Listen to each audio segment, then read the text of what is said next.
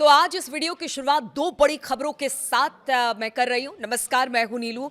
तो दो खबर वो क्या है जिसने अब जो युद्ध है ईरान, अमेरिका और इजराइल के बीच में, उसने अब नया मोड़ ला दिया है। देखिए, दो खबरें, एक तो अमेरिका का युद्ध से एग्जिट प्लान और दूसरा ईरान का अमेरिकी कंपनियों पर बड़े हमले का ऐलान। ये दो खबरें आज की बहुत महत्वपूर्ण है, बड़े ध्यान से सुनिएगा। एग्जिट प्लान की भी हम डोनाल्ड ट्रंप की बात करेंगे कि किस तरह से अब वो इस पूरे युद्ध से निकलना चाहते हैं, और दूसरा कि किस तरह से अब ईरान ने ऐलान कर दिया है कि जितनी बड़ी अमेरिकन कंपनी है जो गल्फ में है, जो कारोबार करती है, उस पर हमला किया जाएगा। तो शुरुआत हमले की खबर से करते हैं।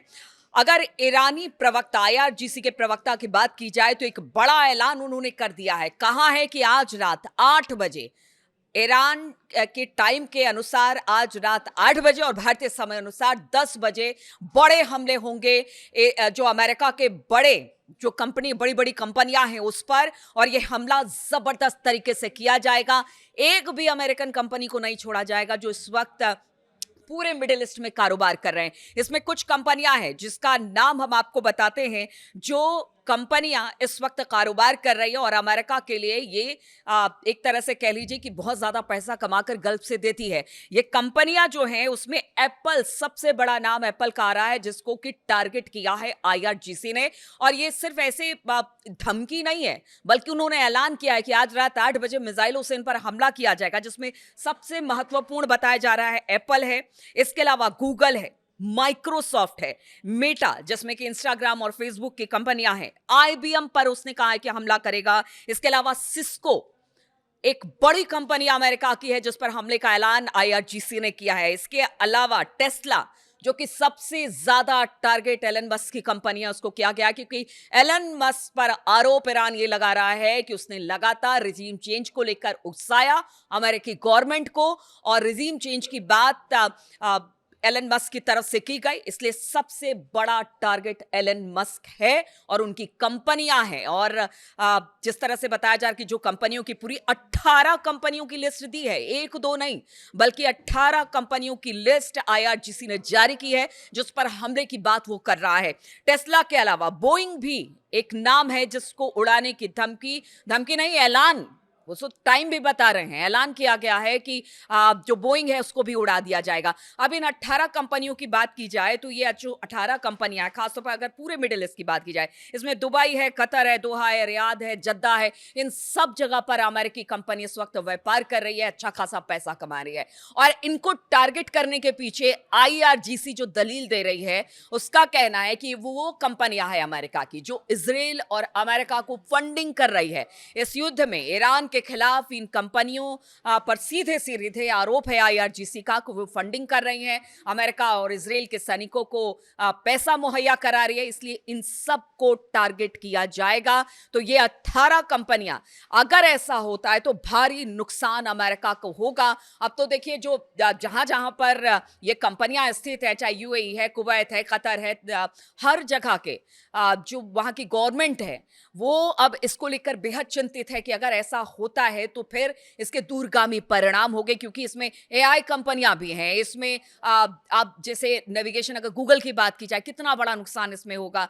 अब तो ये भी कहा जा रहा है कि जितने भी देश हैं वो अब चाइना की तरफ देख रहे हैं, शी जिनपिंग को कह रहे हैं कि आप ईरान को समझाइए कि वो इस तरह से कंपनियों को निशाना ना बनाए, और किसी तरह का अगर नुकसान होता है तो इसका खामियाजा पूरी दुनिया को भुगतना पड़ेगा। यानी शी जिनपिंग को बात करने को ईरान को कह रही है, ये जो तमाम मुल्क है उनके नुमाइंदों जो है वो कह रहे हैं। लेकिन आईआरजीसी ने कह दिया है कि हमला हम करेंगे। अब देखना होगा कि इसको लेकर किसी तरह का बयान क्या अमेरिका की तरफ से आता है। लेकिन ये जो 18 कंपनियां निशाने पर है, रात के 8 बजे का अल्टीमेटम दिया गया है आईआरजीसी की तरफ से, तो क्या हमला इन कंपनियों पर होगा और इसके क्या परिणाम होंगे? क्योंकि आज से पहले जब भी आईआरजीसी ने जहां कहीं भी ऐलान किया है, चाहे वो सिटी बैंक हो, वहां पर भी हमले की तस्वीर देखी थी, किस तरह से एक मिसाइल गिरती है और जबरदस्त नुकसान होता है। उसी तरह से अगर अमेज़न के दफ्तर की बात की जाए तो वहां पर भी किस तरह से ड्रोन गिराया गया, अमेज़न के दफ्तर को भी नुकसान काफी हुआ था।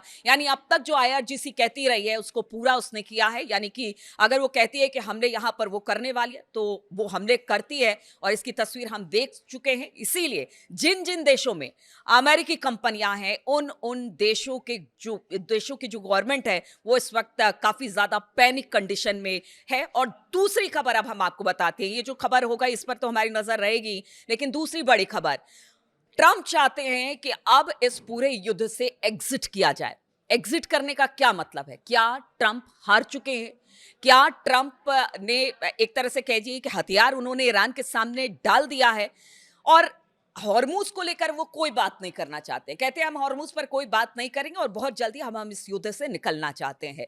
तो क्या हॉर्मूज को अगर हरमूज पर बात नहीं करेंगे और किसी तरह से अब वो कह रहे हैं कि इस युद्ध से बहुत जल्दी निकल जाएंगे, और ये भी खबर आ रही है कि ट्रंप की तरफ से एक बड़ा ऐलान होगा, वो भी ईरान को लेकर होगा।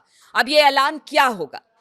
क्या ट्रंप ईरान को लेकर कोई बड़ा ऐलान इसलिए कर सकते हैं क्योंकि जिस तरह की बातें वो कर रहे हैं कि अब वो युद्ध नहीं चाहते हैं, अपने ही घर में घिरे हुए हैं, उनके जितने शहर हैं, उनकी जितने प्रांत हैं वहां पर लोग सड़कों पर उतरे हुए हैं और नो किंग की बात कह रहे हैं। अब ऐसे में उन्हें लगता है, और दूसरी तरफ अगर ये 18 कंपनियों को आज रात टारगेट किया गया तो आप समझिए कि ट्रंप की स्थिति क्या होगी। तो इन्हीं सब चीजों को सोचकर क्या ट्रंप ये कह रहे हैं कि अब इस युद्ध से हमें निकलना है और नुकसान नहीं? क्या अफगानिस्तान वाला हाल होगा कि जो अमेरिकी सेना है वो भाग खड़ी होगी ईरान की तरफ से, और फिर एक तरह से कह लीजिए कि जो एक महाशक्ति वाली बात थी अमेरिका की, वो तो सब चकनाचूर हो जाएगी। जो उसने एक ऑरा अपना बना रखा था ना अमेरिका ने, वो सब खत्म हो जाएगा अगर ट्रंप हथियार डालते हैं तो कल सुबह 6 बजे क्या ऐलान अमेरिका और ट्रंप करने वाले हैं ईरान को लेकर? क्या वो कहेंगे कि अब यहां से युद्ध खत्म हुआ, और कोई ना कोई बहाना ट्रंप बना देंगे? वो बहाना क्या होगा? सबको उसी का इंतजार है, क्योंकि हर बार अगर ट्रंप किसी तरह से बैकफुट पर आते हैं तो वो कोई एक बड़ा सा बहाना दे देते हैं और दुनिया को ये बताने की कोशिश करते हैं कि देखिए ये वजह थी तो हम यहां से निकल गए। लेकिन क्या जो बहाना ईरान को लेकर जो युद्ध अमेरिका और इजराइल ने छेड़ा, वो जो बहाना बनाएंगे उससे क्या जो छवि अमेरिका की खराब होगी?